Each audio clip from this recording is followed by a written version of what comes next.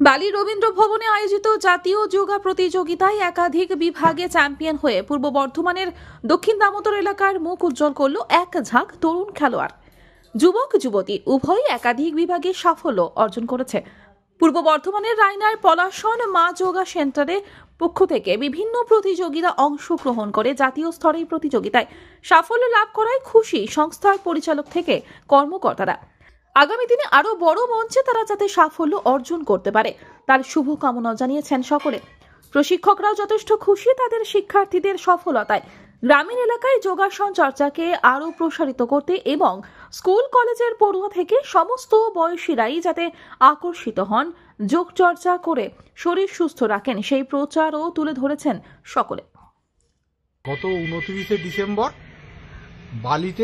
বালি রবীন্দ্র ভবনে অষ্টম সারা বাংলা ন্যাশনাল যোগা কম্পিটিশন অনুষ্ঠিত হয়ে গেল।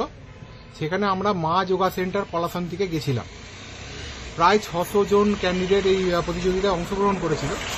পশ্চিমবঙ্গ ছাড়া আসাম, উত্তরপ্রদেশ, অরুণাচল প্রদেশ, মিজোরাম, বিভিন্ন জায়গা থেকে প্রতিযোগীরা এসেছিলেন এই অনুষ্ঠানে। আমাদের এখান থেকে মোট 10 জন গেছিল, তার মধ্যে আমরা 3 জন আমাদের পুরস্কার পেয়েছে। মানে আপনাদের যে সেন্টার, আমাদের সেন্টার থেকে। আপনাদের পলাশনী সেন্টার না? আমাদের পলাশনী সেন্টার আছে শেয়ারা বাজারে, আমি আমার বাড়িতেই শেখাই। আমরা সেন্টারে কজন গেছিল? আমার সেন্টার থেকে 10 জন গেছিল। তার মধ্যে কি রেজাল্ট হয়েছে? তার মধ্যে থেকে 16 থেকে 25 ছেলেদের বিভাগে 5ম স্থান পেয়েছে। আচ্ছা, 7 থেকে 9 মেয়েদের বিভাগে 25 নম্বর স্থান পেয়েছে এবং 9 থেকে 12তে 24 নম্বর স্থান পেয়েছে সারা বাংলা প্রতিযোগিতায়। এই সারা ভারতবর্ষ যে প্রতিযোগিতা হলো সেই প্রতিযোগিতায়। মানে দক্ষিণ দামোদরের মুখ বিভিন্নভাবে উজ্জ্বল করেছে এরা। অবশ্যই তাই করেছে এবং আগামী দিনেও আরো যাতে এরা এগিয়ে যেতে পারে সেই চেষ্টা আমরা করছি।